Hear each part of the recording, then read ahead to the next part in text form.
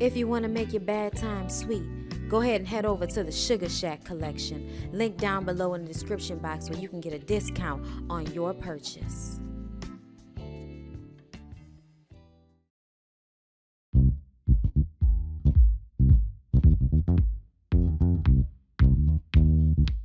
Hey everybody, what's up? It's your girl Bondy Blue, and I am back for another review of 911, y'all. This episode was exclusively about our girl Henrietta, and I just want to point out that I am wearing my merch.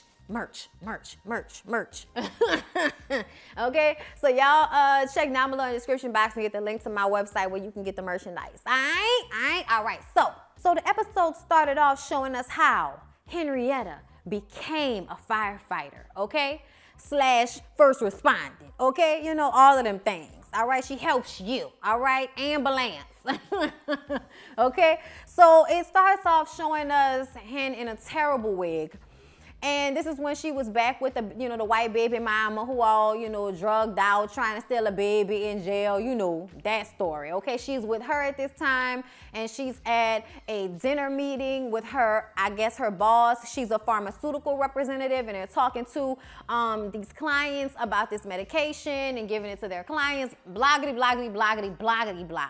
Ultimately, she realizes that this business is a fucking soul suck, okay? They don't want to tell people what will actually help them get healthy. They want them to keep doing the wrong thing so that they can keep taking medication, so that they can keep, paying them over and over and over again. That's how their system is set up. Like, instead of curing acid reflux, y'all want us to buy fucking Nexium and all of the generics and equivalents over the counter, spending $20 on a fucking box of pills and shit just so my chest won't be on fire and I won't feel like I'm gonna die when I lay down and go to sleep, okay? So I just think that the system is fucked up in itself, and as somebody who's a good person, it just, I guess, started to weigh on Henrietta. And at this point, at this moment, with this man putting his hand on her hand, basically trying to get her to sell him some coochie so that they can get this deal to go through, get the fuck out of here with that. She told him if he didn't get his hand off her hand, she was gonna stab him in his hand with his own knife, okay? And I was just like, girl, a butter knife, okay? Make sure the shit hurt, okay? Because I don't like the fact that you feel like you can touch somebody and just come on to them like that in this setting in front of all these fucking people. And then if they tell you, no, thank you, you gonna feel played and gonna try to, push a power move or some shit like that. She was just over it. When they went outside, the men looked like they was pissed off, but she was like, they still gonna buy this shit because they trying to make money. They still gonna buy this shit. Her boss was like, do you even want this job? Like, are you out of your mind? She says, hell no, I don't want this job. I fucking quit, okay? He tells her that he ain't never seen nobody blow their life up like that. I'm like, then you haven't been around much, have you? Okay, the fuck? You know what I'm saying? Like, oh, you've never seen anybody quit a fucked up ass job? Really? You've never seen it happen? You ever heard of the post office? All the people that got shot and shit at the post office because I can't take this shit no more? Really? You know what I'm saying? Like, just people just always trying to make it seem like you doing some outlandish shit when you tired of dealing with the bullshit, okay? So Henrietta and her bad wig go to see her life coach, okay? And her life coach is that little light-skinned actress who used to be in all of the movies and shit back in the day. I forgot her name, okay? But it was only like 2 or 3 of them at the time, and she was one of them, okay? Anyway, so they're talking about her trying to find her passion and find a job that will fulfill her. When the life coach collapses and she tries to save her, she's doing CPR and she calls 911. When they show up, they tell her that if it wasn't for her doing the CPR, that the therapist, life coach would have died. Okay, so in that moment, she felt empowered by that, and it reminded her of what happened when she was a kid and she got shot and she lived because of the paramedics, okay? So she gets home and she talks to, ex-baby mama drug dealer, in jail bitch, talks to her about that. And she's kind of like knocking it. She's like, I mean, this is just kind of a fluke. I mean, do you really want to do that? It's going to be around all of these, racist old white men who don't want to be around some black lesbian. Like, just telling her that this shit is not going to be easy. It's going to be hard. You're going to have to train. And it wasn't very positive of her until Hen was like, look, bro, I want this. I want to do this. And I'm here to do whatever I have to do to make sure that it happens. I'll be Rosa Parks in that bitch if I gotta be, okay? And she's like, whatever you want to do, baby, I'm happy for you. So Henrietta goes through the training, okay? She goes through the training, and one day, she's getting it and doing everything, and baby, that wig came off and that helmet, You know why? That was the Lord trying to tell you something. It was time for that wig to go, okay? The Lord's trying to tell you something. Lord's trying to tell you something. Maybe God is trying to tell you something right now. Get rid of that wig. Get rid of that wig. Okay, look, my words all over the place right now, y'all. All right, y'all. So, yeah. She passes, she goes through it, she becomes a firefighter / paramedic, and they dog her the fuck out. Okay, as soon as she walked through the door, the captain is like, y'all see what they making us do, huh? Y'all see they making us hire these women, wasting money on women who can't do this job. They gonna put my firefighters in danger because she can't do her job. And, you know, same old. You should have died at least 2 decades ago, you know what I'm saying? Like, get the fuck out of here, money. Like, you should have been died. Like, I really cannot wait for, like, this set of people to just kind of, you know, fade out. Like, fade into the background. Do it for us, okay? So, like I said, Captain Gerard is a dick, okay? Basically calling her a bitch from Inglewood that's not up to the job and not welcome. Chimney is there, though, and Chimney doesn't want her to feel alone as the Asian man out, and she tells him, boy, please, okay? You are not a threat to their way of life, okay? You are not a threat to their manhood the way a woman doing a job that a man is supposed to do does for them. And he, you know, he having a hard time trying to be her friend, but he's just trying to let her know that she's not alone and that not all of them are assholes. So a woman and her daughter get caught in this mudslide, y'all. They in the house about to go to bed and shit, and the mama gave the daughter her bedroom, and the mudslide comes through the window, and the mom gets buried under the mud, and Hen and them come out, and they can't get the lady out. So Hen has the idea to add water because it'll loosen up the mud. When she does it, they get the lady out, but the lady still dies. And her captain comes up to her saying, yeah, you know, you think you impressed us, huh? You didn't, okay? She's gonna die on the way to the hospital. And it's just like, that's because y'all couldn't save her in time. I mean, if y'all hadn't done anything, her ass would have still been stuck under the mud, okay? Her body had to get out some way, and it was better for her daughter to see somebody trying to get her out other than just moving shit around, not really getting anywhere, all right? Like, just giving somebody hope for a moment is better than what you was trying to do, which is do the bare minimum because you don't want Henrietta to seem like she's better than you, even though she is. Fuck boy. So Henrietta cleans the trucks, cleans the cobwebs out the big ass firehouse, just doing the most, trying to get into her captain's good graces. Do y'all know what he do?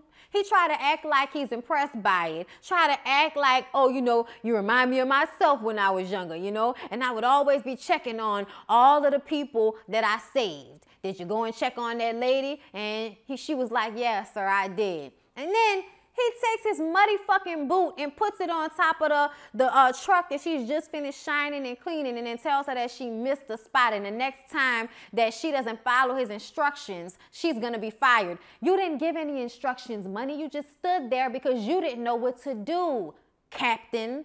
Okay? Like, y'all, I was just so through. Then they got a call, and he gonna tell her to stay inside and cook. I'm like, if you don't get the out of my face with this misogynistic bullshit here. So when she tried to save that lady in the mudslide, Athena was on the scene, and Athena saw how annoyed she was. And as a black woman, as a police officer, she's definitely dealt with some of the same trials and tribulations. So she gives Henrietta her card and tells her to give her a call sometime. So she did. And they go out with a couple of her other disenfranchised, you know, police officer, firefighter, paramedic people, gay man, woman, you know, just buku people that just always being left out and made to feel some type of way by, you know, the white male patriarchy. Like, it's just, it is what it is everywhere. And they just basically share war stories about how these old ass, racist, sexist, homophobic ass men need to go ahead and die out, like we didn't say. So Henrietta has had enough, okay? She has had enough. So she gets into one of the fire trucks and honks the horn real loud and gets the men to come out, and they all standing there, and she was like, I see you. I see each and every one of all of your little faces, okay? And y'all look at me, but y'all don't see me. What do y'all see? Y'all see a woman, y'all see a black woman, y'all see a lesbian black woman, okay? But you know what? When we go out there in the field and we out here trying to be of service, trying to save folks' lives, okay? I see y'all as partners and teammates. okay? And I need y'all to see me the same way. I need y'all to see me as somebody that's coming up to this job, putting their life at risk just like you every day, and I deserve your respect, okay?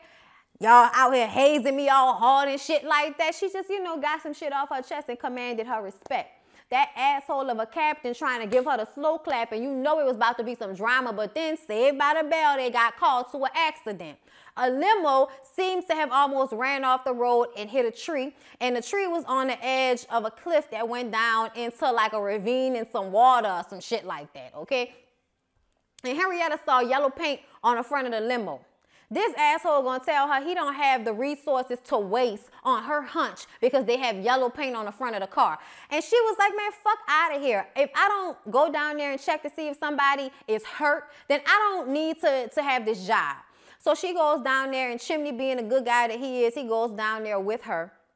And they see one guy seems to have been thrown from the car. I'm not sure if he's dead or passed out.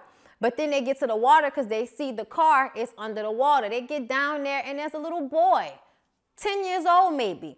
Henrietta grabs him up, gets him out of the water, and starts to do CPR and do compressions. And for a minute there, y'all, it seemed like he wasn't going to make it. It seemed like he might not have been there because he didn't have a pulse when they pulled him out the water. But she kept pumping, and then he got a pulse, and that water came up out, and the little boy was okay.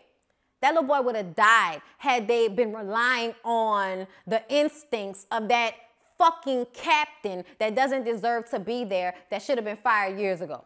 Okay? Y'all, I was just so upset about that because you know that there are people out there who are risking lives because of their own prejudices and bigotry in a job that they're supposed to, you know, uphold, a job that they're supposed to care about, that's supposed to be of service to other people, not a pat on the back because you're a fireman.